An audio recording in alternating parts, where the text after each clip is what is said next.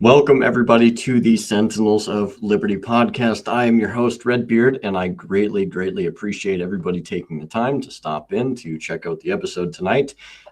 Really appreciate all of the support and everything that you guys and gals do to help me kind of keep this thing moving in a good forward direction. Tonight's presentation is going to, presentation episode, whatever you want to call it. It's going to be a little bit more directed. It's going to be similar to the founding or the Founders Warnings series that I've done. And this may even kind of go into that stack. I have not determined where I'm going to put this, and I will try to compile a series specifically for the Founding Warnings episodes for you guys and gals to just kind of quickly go through it, take a look at it. And if you just want to see those, you'll be able to have access to those. I'll try and get that done this weekend. But without further ado, yeah, that's basically how I'm going to do it. I have notes. So if I glance over, reference my notes, it's probably because I've been hitting the head too hard and I don't remember everything probably as well as I used to or I should. So that's my excuse. So hopefully you buy that excuse and you just hang in there with me. So tonight, is going to be all about perspective and the current events that we have today and kind of delving into perspective, how it pertains to liberty, how it kind of affects a lot of these different things and how we perceive and evaluate things like current events. So without further ado, let's hop into it. So to kind of provide a basic understanding, we're going to start off essentially in this foot that perspective is the anchor of reason and the antidote to propaganda, right? It shapes everything from how a person interprets another's words to how nations justify war and or peace. Yet in our world, perspective is treated like treason, right? We are told to see only one narrative and ultimately one approved frame of morality. To understand another side is to sympathize essentially with the enemy. This is how it's looked at whenever you try to have perspective, understanding, whatever the case is. But when understanding dies, tyranny is born, or at least it's very much supported, right? Now, there is a quote by John Adams where he says, "Facts are stubborn things, and whatever may be our wishes, right? They cannot alter the state of facts and evidence. Perspective is how we see those facts truthfully." Now, the last portion of that was just kind of in addition, but I'll state the quote one more time. "Facts are stubborn things," John Adams says, "and whatever may be our wishes, they cannot alter the state of facts and evidence." And I think that when you take a moment and you just kind of think about what John Adams is saying there, you know, it doesn't really matter how we want something to be or how it is that we want things to turn out. But in the end of the day, it doesn't matter what our wishes are. The facts and the state of facts and evidence are what they're going to be. And so I think it's really important to kind of step back, take some time and examine that as we move forward. Now, in the first section of my breakdown here of why perspective matters, okay, Washington reminded us to act with, okay, this is important, to act with good faith and justice towards all nations. As you might remember, in some of my Founders Warnings, I had talked about entangling alliances, and I had also talked about war and a lot of different conduct as it pertains to diplomacy. And one of the main driving factors of diplomacy, foreign relations that the founders fundamentally understood is that it is good to act with good faith and justice towards all nations. Adams insisted that reason must rule passion. While fervor and passion can be important, it should not overrule reason, rationale. Perspective is the act of seeking truth before judgment. And furthermore, without it, policy becomes propaganda. Additionally, justice becomes vengeance, and liberty becomes whatever the powerful decide it is. And I think this does really drive home a very dangerous precedent, a very dangerous cycle that oftentimes is exploited. And so it's good to have a sense of perspective, and it's also good to remember that perspective and understanding are not things that necessarily make you sympathetic or they're not necessarily things that make you a enemy, so to speak. It just simply helps build out this picture so you have a better idea of what is actually taking place. And it's very important, not only in your day-to-day lives, but especially when you have nations that are dealing with each other. Perspective is important. Perspective doesn't also mean moral equivalence. It means intellectual honesty. It is the discipline of asking why before you condemn, right? So keeping all of this in mind, we will move on to the second section of what perspective or how it plays in. Lessons of history is going to kind of help develop understanding the enemy, right? So there's a couple examples, and if you haven't, before I get too far afield, if you have not taken the time to see the first portion of Daryl Cooper's essentially his book or his podcast series pertaining to World War II that he's been putting together, I highly recommend you take time to go and check out what he has to say, as he also provides a little nuance and color as it pertains to perspective and how that's important. And as it pertains to his work, he's looking at it from the German side. And so I figured that was important because the first one that we look at is Germany.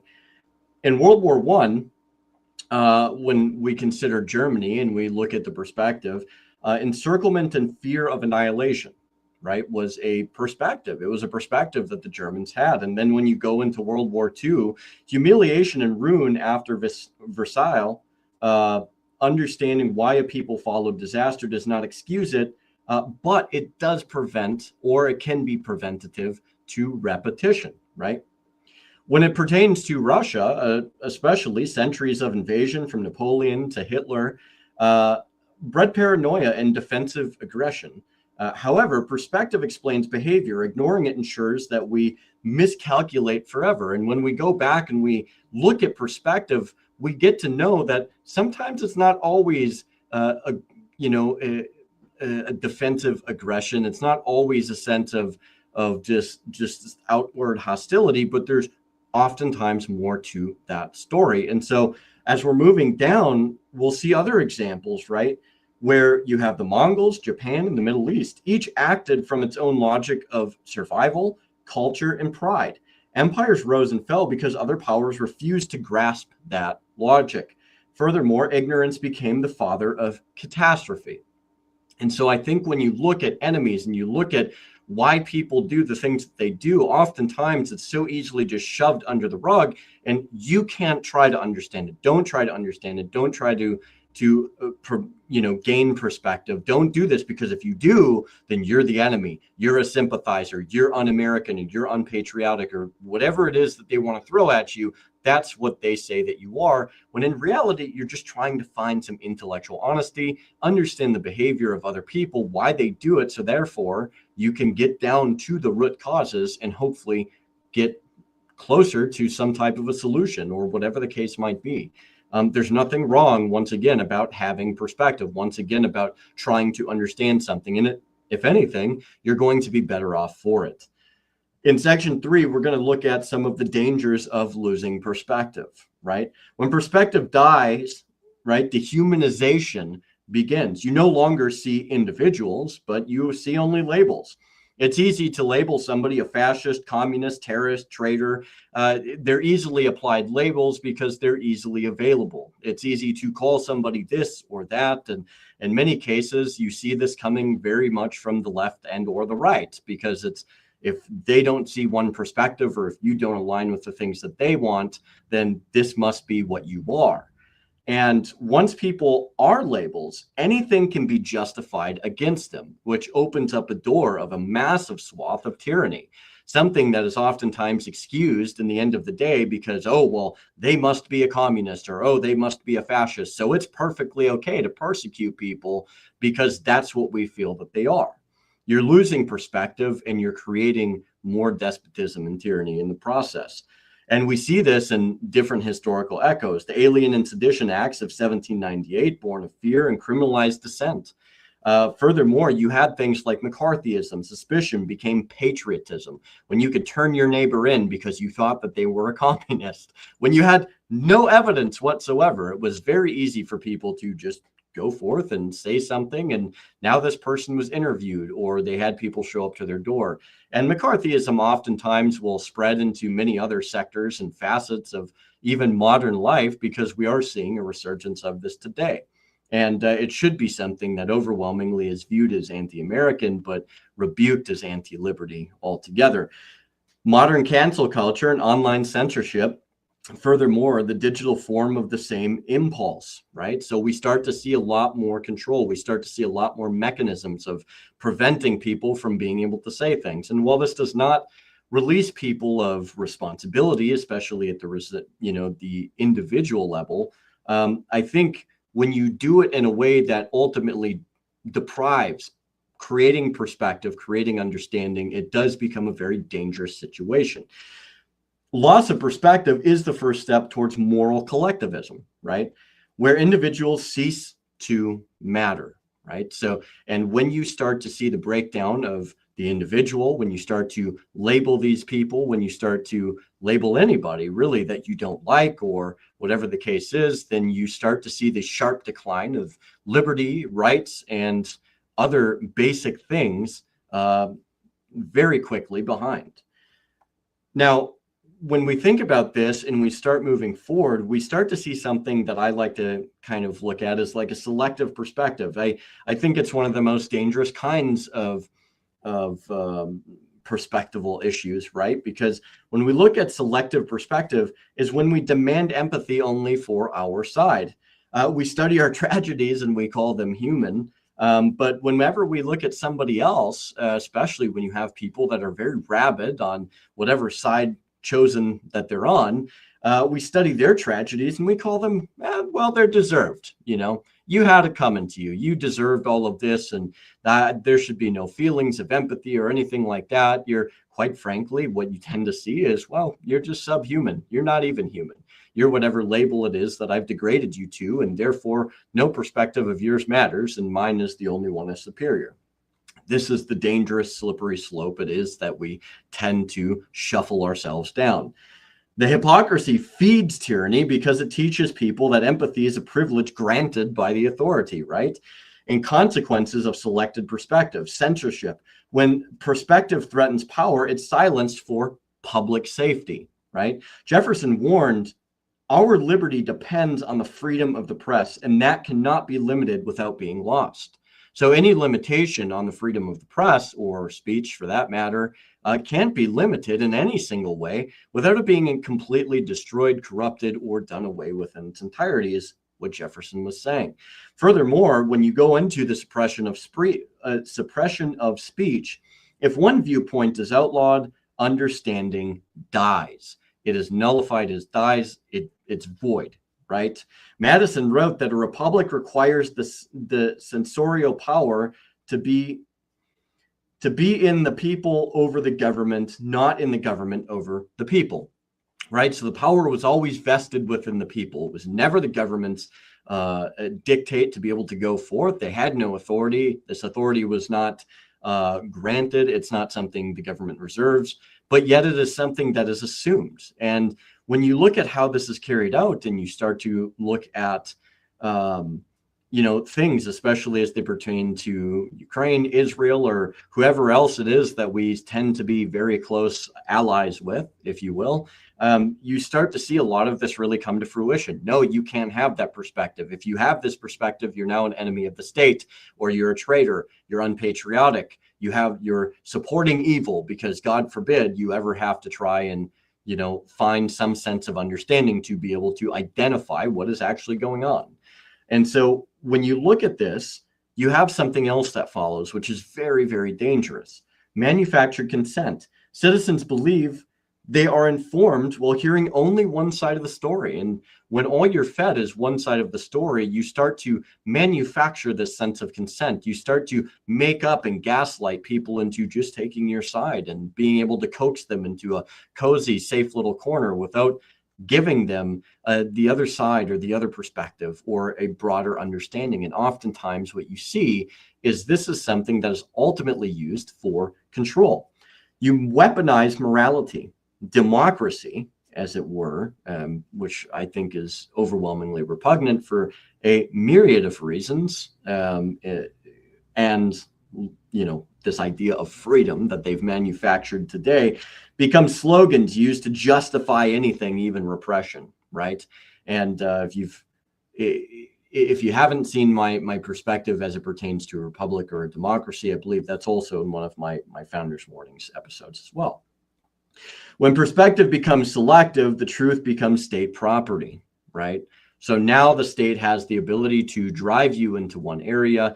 They assume control over what you see and what you don't see, oftentimes crafting a narrative of which your consent is manufactured, and it ultimately deprives you of this idea of a realistic sense of morality. It becomes weaponized and oftentimes used against anybody who wants to question things, who wants to find the truth, who wants to have another perspective and get a fuller picture. You are now a terrible person, and furthermore should be ostracized, exiled, and shamed within society. Something that we have seen a fair bit of for all of the wrong and horrible and abhorrent reasons. Now, when we look at perspective being the shield of liberty, however, true liberty of thought depends on seeing the world through multiple lenses, right?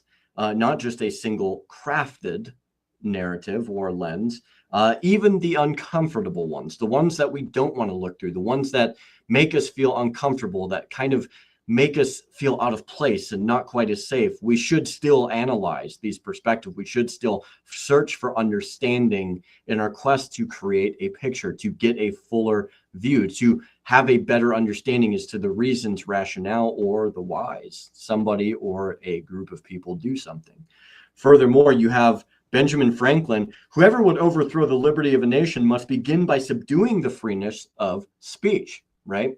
So when you start to subdue the freeness of speech, you start to subdue a full picture. You start to craft that narrative, and you start to direct overall a perspective that you want. Therefore, in the hopes of being able to craft a narrative and or an outcome that they want, right? They being whatever authoritarian, despot, tyrannical, or even just a simple government apparatus wants you to believe, right? It's not simply just a United States thing. It's a time learned or time used tradition by any state that seeks to have broader power, broader control all over the world. And we've seen this historically. Adams: liberty survives only when citizens dare to read, think, speak, and write, right? So what is Adams saying? I think it's abundantly clear. Your liberty continues to persist so long as you can read, right? Think, speak, and write. These are things that allow you to be able to have a broader perspective. They allow you to engage in conversations, to find new information. And if you know something, to be even capable of publishing or putting out information. The freedom of speech and the liberty therein is a vitally important aspect, especially when it comes to the freedom of the press and all the other three rights enshrined in the First Amendment. They're vitally important to being able to affect differences, affect change, to find the truth, to get the truth out there, to be able to craft a whole picture instead of a partial picture. And I think when you look at what Franklin and Adams have to say, you start to see how these things all not only work together, but how they are vital when it comes to perspective and preserving liberty. Perspective and speech are twins. Destroy one and the other dies, as I kind of mentioned there. A nation that censors perspective builds its own blindfold. So essentially what is being said here is you cut out perspective or you cut out speech, you're essentially blinding yourself. You're putting yourself into blinders, to where once you do that, you start to nullify one or the other or both, more likely than not. And this is very dangerous because, again, you can go back, you can rewrite history, craft narratives, control whatever the case is. Perspective in current events moving forward kind of can be looked at in a few different ways. Wars are sold as moral crusades, dissenters are called traitors. If you're not for this war, if you're not for this, if you question what it is that's being done, if you even try to see the perspective of somebody else, or you try to craft a perspective or build a wider picture or frame, then you're a traitor, essentially, is what would-be tyrants and despots always like to use. What you have these tribalist oppositions in these parties that try to label one side or the other, or even more likely the people that just don't want to be associated with any party or any form of consolidated groupthink, if you will. If you don't agree with us, then you must be a traitor. You must be un-American. You must be unpatriotic, or even worse, you are outright an asset. You're working with the enemy. And this is a very, very dangerous thing. And it's something we see persisting every single day, not only in the United States, but we see it all over Europe and so many other places. Domestic divisions deepen because each tribe has its own truth, essentially asserting that my side is more right than your side. And oftentimes when you look at these accusations, these assertions or whatever, there's enough half-truths in there to lend some credence one way or the other, but oftentimes it's a line of slogans and or responses that they use to try and craft a narrative, provide labels, or to demonize or scrutinize, essentially, anybody that it is that they don't like. And what you start to see from this is a situation in which people can lose their livelihood. They can lose a lot of opportunities. They can lose their jobs, whatever the case is. And again, while there is responsibility, I also think that it is very weaponized today. Social media algorithms feed emotional certainty and starve understanding. So they feed the emotional complex of the human being and they starve understanding. So when you start to have this replacement of understanding with outright emotion, you start to craft a picture that is, one, very digestible. Two, it's very easy to understand. And, while it's most of the time fairly easy to refute, oftentimes what you get is you can have a better pulling of people to your side when you can appeal to the emotional side versus the rational or side of understanding. Governments worldwide criminalize misinformation, something that they love to throw around. One of those little words that they love to exploit, use, and say, fake news, it's misinformation, disinformation, whatever the case is, in order to kind of provide some leverage or to disenfranchise an individual or people. This oftentimes is seen in a pretty regular way in order for them to also be able to justify their position as to why we have to blow boats out of the water off the coast of Venezuela, or why you should support this country or that country unwaveringly without question. And if you question it, and if you try to craft perspective, then, well, you're, as it's said before, a traitor, it's misinformation, and you must be working with the enemy. Understanding others' motives, Russia, China, Palestine, or many, many others throughout history, or even contemporary times today, or even dissent within our own country, is now labeled as dangerous. It's not a yearning for trying to understand. It's not this educated or intellectual disposition, but it's now classified as dangerous. It is classified as treason. It's classified as traitorous behavior, or something that is anti-American or anti-patriotic, and not exclusive to our country in the United States, but to many, many others. The fear of perspective is exactly how free societies decay into an ideological police state. They want to create these bars, create these situations in which they can coax you and force you into one way of thinking, a highly collectivist mindset in which any chance of questioning the narrative or finding a better understanding, finding the truth, it's treasonous to these people. They see it as a deep threat to their grasp and their hold on power. And I would argue that when you look at trying to find the truth, when you look to try and find the perspective of somebody else, to understand why they're doing what they're doing, to understand their position, to understand how it is it started and how it is that it can be alleviated, dealt with, or ultimately fixed, or whatever the case is, this is also dangerous to these people. And This presents a very, very dangerous precedent. And when you look at how these things occur and you look at the history that's come before us, you really start to realize it goes far beyond censorship after a certain amount of time. It comes down to crackdowns, very harsh, very violent, very forceful crackdowns after they can't fully quell the freedom of information, the free, what am I trying to say? The free spreading of information, the ability for people to talk to each other, to build bridges instead of burning bridges, to be able to come to an agreement or use diplomacy, or to be able to at least understand another person's point of view or another nation's point of view without even having to necessarily be their enemy. It's not good for the power apparatus that exists. Therefore, they will do everything they can to try and imprison you in this censorship, ideological driven police state where they are the only ones that are right. And if it's not them saying it, then it must be false misinformation or whatever, until you're beaten down into this realm to where you are an enemy of the state and you must not be tolerated. Restoring a sense of perspective. We have to seek primary sources and not necessarily chase headlines. And while I'm not asserting essentially that you shouldn't read or that you shouldn't look at news, quite frankly, I think that you should always take in various areas of information. Always having some type of a primary source is oftentimes a very, very fundamental part of being able to craft a more full perspective. Read the opposition's words directly, as I had just stated.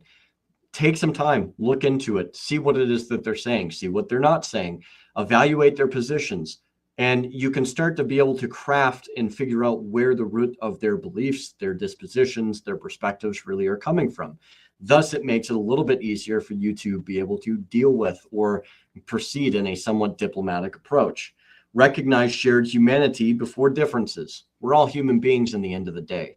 And the moment you start to throw on labels and dehumanize people is the moment that atrocities, tyranny, and many other forms of despotism and human catastrophe tends to lead.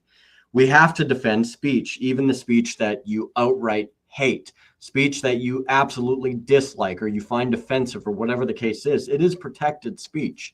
Now, again, it's not saying that there are no consequences as it pertains to speech. There's not saying that people are not going to be held responsible for these types of things, but we have the ability to speak freely. We must speak freely. It is one of the greatest fundamental mechanisms to maintaining liberty, and we must never shy away from that.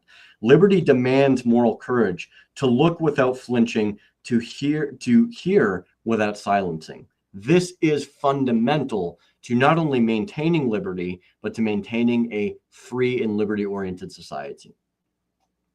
So to kind of wrap this up and bring ourselves to a conclusion here, perspective is not compromise. It's not. It's clarity. It's the recognition that freedom, liberty, and understanding rise and fall together.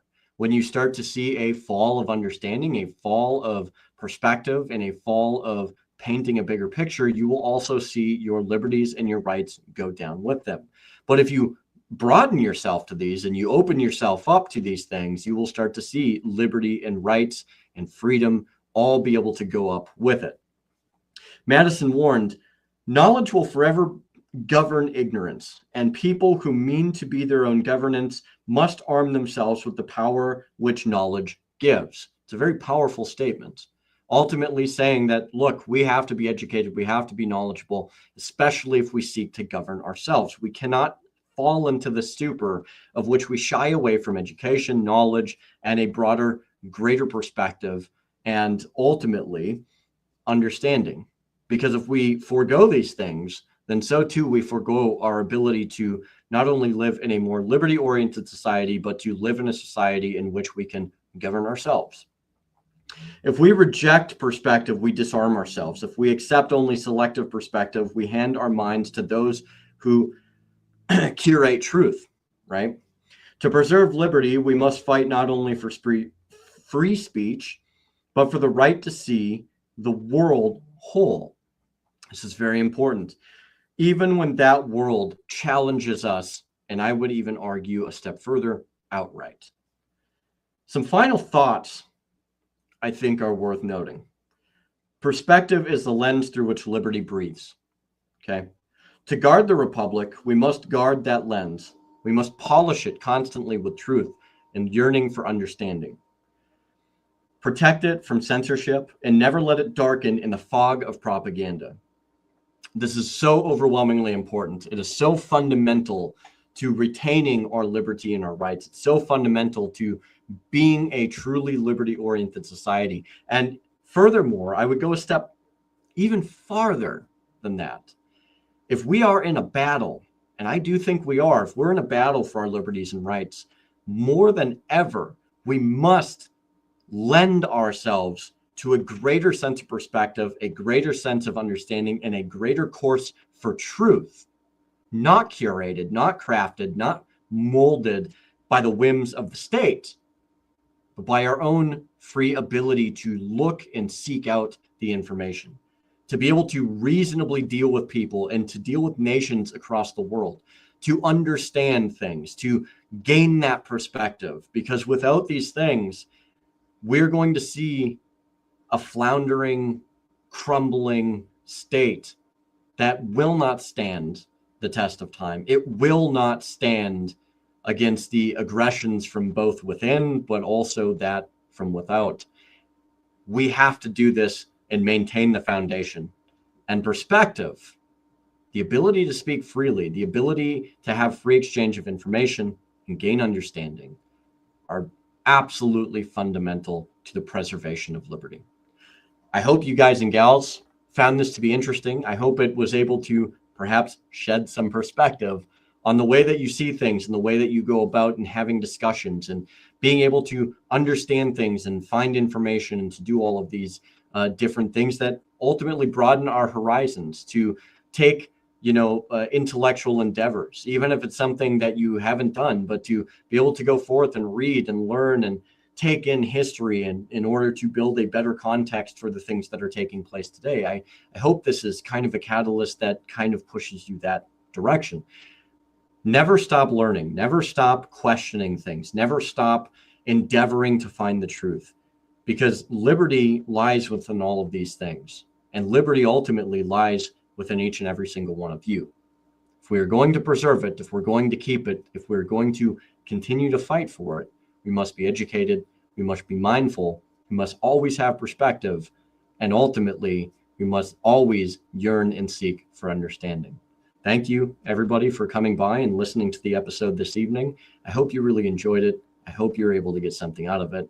And with that, I will leave you with a little outro music. Thank you, and we'll see you next week.